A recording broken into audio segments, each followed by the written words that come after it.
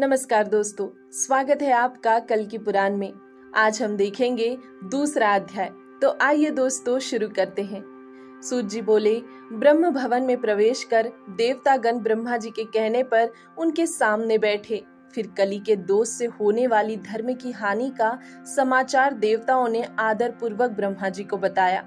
दुखी देवताओं के वचन सुनकर ब्रह्मा जी ने उनसे कहा, भगवान विष्णु को प्रसन्न करके हम तुम्हारी मनोकामना पूरी करेंगे। यह कहकर देवताओं को साथ लेकर ब्रह्मा जी गोलोकवासी श्री विष्णु भगवान के पास गए। वहां स्तुति करके देवताओं के मन की कामना उन श्री विष्णु भगवान से निवेदित की। कमल जैसे नेत्र वाले भगवान विष्णु देवताओं के दुख की कथा सुनकर ब्रह्मा जी से इस प्रकार बोले, हे विभो, आपके कहने के अनुसार संभल ग्राम नामक स्थान में विष्णु यश के यहाँ सुमति नाम की उनकी पत्नी के गर्भ से मैं जन्म लूंगा, अर्थात सुमति मेरी माता होगी।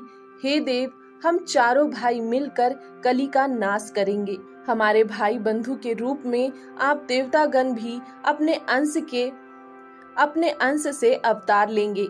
हमारी यह प्रिय लक्ष्मी जी सिंहल देश में राजा बृहद्रथ की पत्नी कौमुदी के गर्भ से पद्मा नाम से जन्म लेगी। मरु और देवापी नामक दो राजाओं को भी मैं पृथ्वी पर स्थापित करूंगा। हे देवतागण, तुम अपने अपने अंश से पृथ्वी पर जाकर अवतार लो। हे ब्रह्मा जी, मैं फिर सतयुग को लाकर और पहले की ही तरह धर्म की स्थापना करके कली रूप सर्प का नाश कर अपने लोक को यानी वैकुंठ को वापस आऊंगा। देवतागण से घिरे हुए ब्रह्मा जी भगवान विष्णु के ये वचन सुनकर ब्रह्मलोक वापस आ गए और देवतागण वहां से स्वर्ग लोक को चले गए।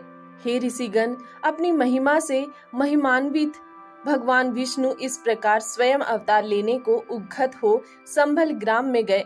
वहां विष्णु यश के द्वारा उनकी पत्नी सुमति के गर्भ में भ्रूण रूप में आए। गर्भस्थ भगवान विष्णु के चरण कमल की सेवा में ग्रह, नक्षत्र, राशि आदि सब तत्पर थे।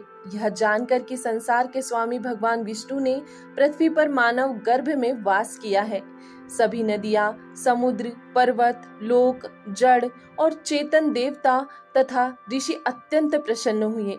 सारे प्राणी विविध प्रकार से अपने आनंद को प्रकट करने लगे। पीतर लोग आनंद के मारे नाचने लगे। देवतागण संतुष्ट होकर विष्णु भगवान का यश गाने लगे। गंधर्व बाजा बजाने लगे और अप्सराएं नृत्य करने लगी। वैशाख मास की शुक्ल पक्ष की द्वादशी को भगवान विष्णु ने पृथ्वी पर अवतार लिया। माता पिता अपने पुत्र के जन्म पर अत्यंत पुलकित हुए। भगवान कल्की का जन्म होने पर भगवती महाषष्ठी ने धात्री यानी दाई का काम किया। अंबिका देवी ने नाल को काटा। भगवती गंगा ने अपने जल से गर्भ कलेद को दूर किया और देवी सावित्री भगवान के शरीर को नहलाने धुलाने को उद्गत हुई। भगवान कृष्ण के जन्म की ही तरह भगवान अनंत विष्णु द्वारा कल्की के रूप में अवतार धारण करने पर भगवती वसुमती यानी वसुंधरा सुधाधार यानी दुग्ध सुधा बहाने लगी। माँ भवानी ने मांगलिक वचन कहे। विष्णु भगवान के चतुर्भुज रूप में संभल ग्राम में अवतार लेने की बात जानकर ब्रह्मा जी ने शीघ्र चलने वाले पवन को आज्ञा दी। हे पवन, सुति का ग्रह में जाकर तुम विष्णु भगवान से कहो, हे नाथ, आपकी इस चतुर्भुज मूर्ति का दर्शन तो देवताओं को भी दुर्लभ है। यह विचार कर हे भगवान, इस चतुर्भुज रूप को त्याग कर साधारण मनुष्य सा रूप धारण कीजिए। इस प्रकार ब्रह्मा जी के वचन सुनकर शीतल, सुखद, सुगंधित पवन ने यत्न पूर्वक शीघ्र ही विष्णु भगवान से सुति का ग्रह में जाकर ब्रह्मा के वचन का निवेदन किया। यह ब्रह्मा जी का संदेश सुनकर कमल नयन भगवान विष्णु ने उसी समय दो भुजाओं वाला रूप धारण किया। उस समय भगवान की यह लीला देखकर उनके माता पिता आश्चर्य से ठगे से रह गए। श्री विष्णु भगवान की माया से मोहित माता पिता ने अपने मन में यह समझा कि हमने भ्रमवश ही वैसा समझा था, यानी दो भुजा वाले पुत्र को चार भुजा वाला समझा था। इसके बाद संभल ग्राम में सभी प्राणी पापों व कलेश से मुक्त होकर उत्साह पूर्वक अनेक प्रकार के मंगलाचार करने लगे। संसार के स्वामी विष्णु जिष्णु यानी विजयी भगवान को पुत्र रूप में पाकर सुमति माता ने, जिसकी मनोकामना पूरी हो गई थी, ब्राह्मणों को निमंत्रित कर 100 गाय दान में दी। अपने पुत्र विष्णु भगवान के कल्याण के लिए शुद्ध चित्त से यानी पवित्र हृदय से पिता विष्णु यश के ऋक, यजु और सामवेद जानने वाले ब्राह्मणों द्वारा उनका नामकरण कराया। उस समय हरि भगवान का बाल रूप में दर्शन करने के निमित्त परशुराम, कृपाचार्य, व्यास और द्रोणाचार्य के पुत्र अश्वत्थामा भिक्षुक का रूप धारण कर वहां आए। सूर्य के समान प्रभा से भरपूर ईश्वर स्वरूप उन 4 आगंतुकों को देखकर ब्राह्मणों में श्रेष्ठ विष्णु यश जी के प्रसन्नता से रोंगटे खड़े हो गए और उन्होंने उन आगंतुकों की पूजा की। भली भांति पूजा किए जाने पर उन महर्षियों ने सुख पूर्वक अपने अपने आसन पर बैठकर सर्वमूर्ति हरि भगवान को श्री विष्णु यश की गोद में बैठे देखा। मुनियों में श्रेष्ठ उन जानकार विद्वानों ने मनुष्य रूप धारण किए हुए उस बालक को नमस्कार करके कली का नाश करने के लिए कल की भगवान ही पैदा हुए हैं यह जान लिया। फिर वे संस्कार कर्म करके और उनका नाम कल की प्रसिद्ध करके प्रसन्नचित होकर चले गए। इसके उपरांत माता सुमति के लालन पालन से कंस शत्रु यानी भगवान विष्णु शुक्ल पक्ष में चंद्रमा की भांति बढ़ने लगे। श्री कल्की के जन्म लेने से पहले ही माता पिता को प्रसन्न करने वाले, गुरु ब्राह्मणों का हित करने वाले 3 और भाई यानी कवि, प्राज्ञ तथा सुमंत्रक नाम से पैदा हो चुके थे तथा कल्की जी के अंश से उनकी ही जाति में कल्की जी के अनुगामी धर्मपरायण अच्छे स्वभाव वाले गर्य, भर्य और विशाल आदि ने भी पहले ही जन्म ले लिया था।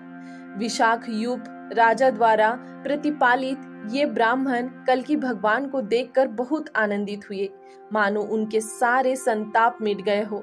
इसके बाद विष्णु यश जी ने कमल नयन सर्वगुण संपन्न गंभीर पुत्र कल्की जी को पढ़ने के योग्य देखकर कहा, हे प्रिय, मैं तुम्हारा पवित्रतम ब्रह्म संस्कार यज्ञोपवीत कर गायत्री यानी सावित्री सुनवाऊंगा, तब तुम वेदों को पढ़ना।